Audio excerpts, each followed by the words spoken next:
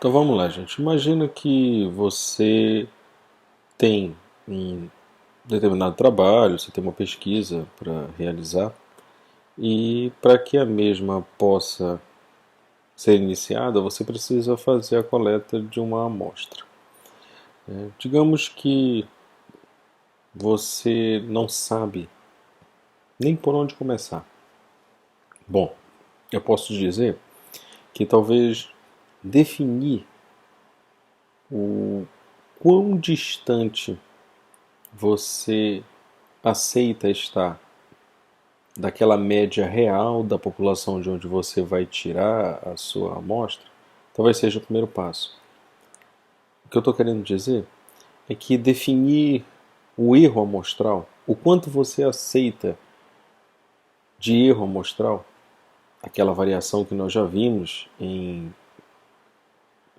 conversas anteriores, aquela variação que existe entre a média real da população e a média que você identifica na sua amostra. 1%, 2%, 3%, 4%, 5%.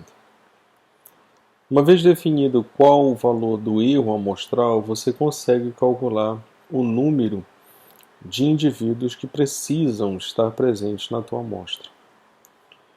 E aí existem duas equações que podem ser utilizadas. É o que você está vendo aí nesse slide. A equação de cima é aquela equação que acaba sendo utilizada quando você não sabe quantos indivíduos formam a tua população, ou seja, quando você não sabe o tamanho da tua população. Existem algumas técnicas para mensurar o número de indivíduos em uma população. No entanto, imagine que você não sabe qual é o número de indivíduos que formam a tua população, mas você precisa fazer uma amostragem. Bom, neste caso, você lança a mão da primeira equação. A primeira equação, ela diz o seguinte, que esse n0 que você está vendo aí, chamado de primeira aproximação do tamanho amostral, ele vai ser o resultado de 1 dividido pelo valor do erro amostral elevado ao quadrado. Então, digamos que você tenha definido que o seu erro máximo aceitável seja da ordem de 0,05 ou 0,02, pois então você vai pegar 1 e dividir do quadrado desse erro definido por você. O resultado é equivalente ao número da tua amostra, a chamada primeira aproximação do tamanho da tua amostra. No entanto, se você tiver o número da população, o número de indivíduos que formam a tua população, aí você pode lançar a mão da segunda fórmula, né? Essa que está bem embaixo aí, ó, a equação, a segunda equação. Por que isso? Porque aí, uma vez sabendo o número de indivíduos que formam a tua população, você consegue corrigir esse valor da primeira aproximação. Você dá uma maior robustez à tua amostragem. E aí é óbvio, você tem que o N, ou seja, o tamanho da tua amostra, ele vai ser um quociente existente entre o produto do tamanho da população pelo valor da primeira aproximação do tamanho da amostra, certo? Primeira aproximação do tamanho da amostra, dividido pela somatória do tamanho da população e o valor da primeira aproximação do tamanho da amostra. Então, N é igual a N, multiplica N0, que seria a primeira aproximação, dividido por N, número total dividido a população, mais o N0, valor da primeira aproximação.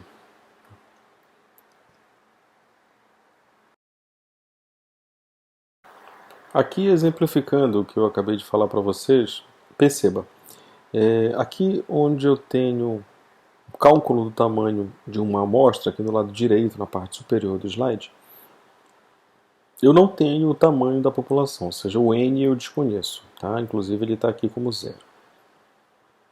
O erro amostral tolerado, né, ele é da ordem de 0,05, então eu espero que eu aceito uma variação do erro amostral da ordem de no máximo 5%. Tá? 5% para mais, 5% para menos. E aí eu consigo, a partir disso, fazer o cálculo da primeira aproximação, utilizando essa primeira equação que você está vendo aqui embaixo, n0 igual a 1 sobre o quadrado do erro amostral. Eu tenho que a minha primeira aproximação da amostra é da ordem de 400 indivíduos. Então, se eu quero ter uma amostra dentro do universo de uma população que eu não sei o número total de indivíduos, que tenha no máximo 5% de erro, eu tenho que calcular 400 indivíduos. Tá? Obrigatório que eu calcule 400 indivíduos.